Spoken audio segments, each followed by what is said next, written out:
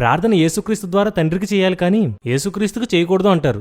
Yeah, యేసుక్రీస్తుకు ప్రార్థన చేయకూడదని ఎక్కడైనా రాయబడిందా? ప్రార్థన చేయమని రాయబడిందా? యోహాను సువార్త 14 చదవండి. నా నామమున మీరు నన్ను ఏమి అడిగినను నేను చేతును. ఇప్పుడు రామపత్రిక 10:12 చదవండి. యూదుడని గ్రీసు దేశస్థుడని భేదం లేదు, ఒక్క ప్రభువే అందరికీ ప్రభువై ఉండి తనకు ప్రార్థన చేయువారందరి ఎడల కృపచూపుటకు ఐశ్వర్యవంతుడై ఉన్నాడు. కొరింథీయులకు రాసిన 2వ పత్రిక 12:8 చదవండి.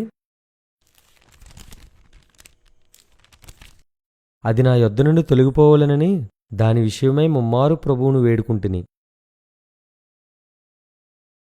అపోస్తల కార్యాలు 7:59 చదవండి.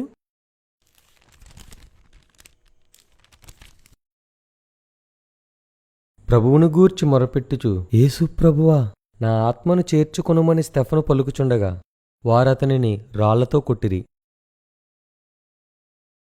స్టెఫను డైరెక్ట్గా యేసుక్రీస్తుకు ప్రార్థన చేస్తున్నాడు. వీటన్నిటినీ ఏం చేద్దాం? బైబిల్ మాట్లాడిన చోట మీరు మాట్లాడుతానన్నారు, కానీ మీరు మాట్లాడేవన్నీ బైబిల్కి వ్యతిరేకంగానే కనిపిస్తున్నాయి. మీ మోటోకి మాటలకి సంబంధం కనిపించడం లేదు.